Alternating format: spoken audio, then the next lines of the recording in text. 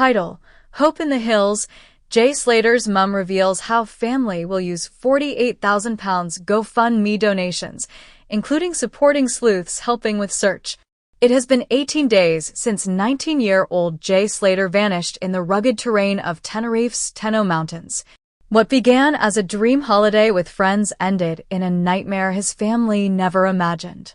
As local authorities scale back their search and international headlines shift, one person refuses to lose hope: Jay's mother, Deborah Slater. Now, with over £48,000 raised on GoFundMe by strangers, well-wishers, and fellow parents touched by her story, Deborah is ready to speak openly for the first time about how the funds will be used, and why she's putting faith not just in official efforts, but in a growing army of amateur sleuths and volunteers she calls the angels in the dark. A mother's mission. When Deborah arrived on the island just hours after her son was reported missing, she expected answers, perhaps a delay in contact, a misunderstanding. But as the hours turned to days and the trail went cold, a new reality took shape.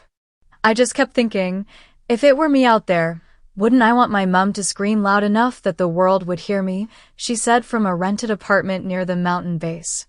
Her eyes, lined with the weight of sleepless nights and sun exposure, flash with something both fierce and fragile. "We're not giving up. Ever." The GoFundMe campaign, originally started by a friend of the family with a modest £5,000 target to help cover expenses, exploded as Jay's story gained international attention. Donations poured in with messages like, "Praying for you," "Hope you find your boy," and "From one mum to another." By the end of the second week, the total had surpassed £48,000. "I couldn't believe it," Deborah says, her voice cracking. "It felt like the whole world reached out and held my hand." Please subscribe to my YouTube channel. Every penny a purpose. Speculation quickly swirled around how the money would be used. Critics online voiced suspicions, as social media often does. But Deborah is clear: we owe it to every person who donated to be transparent. And to Jay. She sits with a worn notepad on the table, each page scribbled with figures, notes, and names. "I've written down every plan, every contact. This isn't just money, it's lifelines. Here's how the family intends to use the donations. 1. Logistics and accommodation. More than half the funds have already been allocated to travel and lodging for Deborah, Jay's father Graham, his brother Zach, and close relatives. "We're not wealthy," Deborah says. "The only reason we've been able to stay here this long is because of that fund." They've rented modest accommodation near the last known area where Jay was seen, avoiding tourist-heavy resorts and instead choosing to be close to search operations. "We're not here on holiday. Every day is a fight." 2. Supporting independent searchers. What began as a desperate plea on Facebook has turned into a quiet movement. Hikers, ex-military volunteers, dog handlers, and even drone hobbyists from across Europe have come to help. Some work independently, others coordinate with the family. These people, Deborah says, eyes welling up, they leave their jobs, fly out here with their own gear, sleep in vans. They refuse payment, but they need petrol, food, and sometimes new boots. That's where the money goes. One such volunteer is a man named Callum, a 31-year-old former Royal Marine from Manchester. He spent the last 10 days combing the most dangerous ravines with a trained cadaver dog. "I never knew Jay," Callum said. "But I know boys like him. I was one. And I've seen what it means to a mum to have someone still looking when others stop." 3. Technology and equipment. With local police declaring the area exhaustively searched, the family has begun investing in drone technology.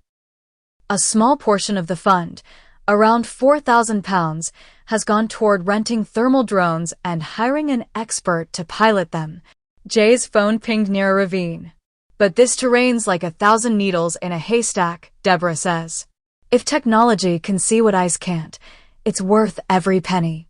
They're also working with a group of data analysts back in the UK who are using GPS data, terrain modeling, and even TikTok footage to piece together possible routes Jay might have taken.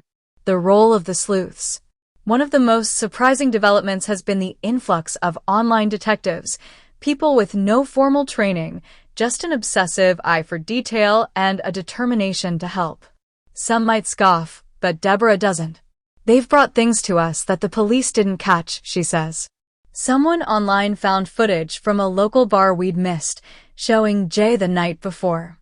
Another found a rock formation matching the last background he snapchatted.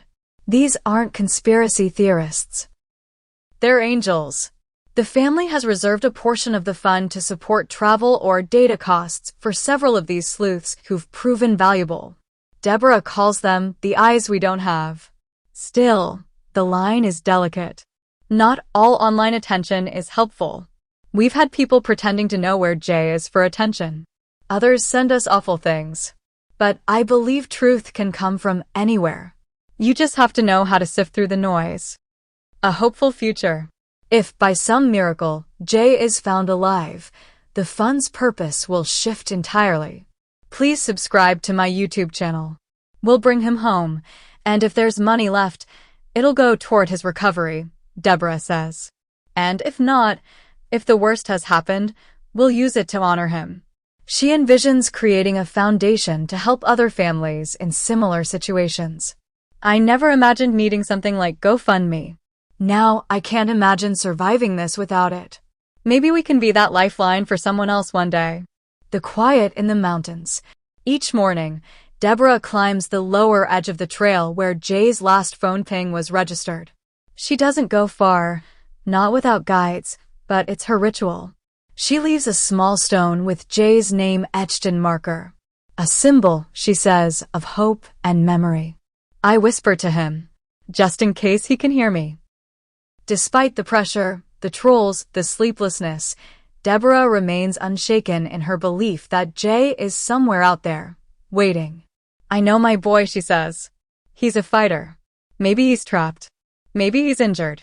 But he wouldn't stop trying. So neither will we. An open heart. Before ending the interview, Deborah pulls out her phone and scrolls through the GoFundMe page, reading aloud a few messages left by strangers. From a mother of 3, praying every night. Jay reminds me of my little brother. Keep strong. I wish I could give more. Sending love. She sets the phone down gently, her hands trembling. People are good, she says simply. No matter what anyone says. This fund, these messages, they're proof. In a world of fleeting attention and endless scrolling, Jay's story struck a chord.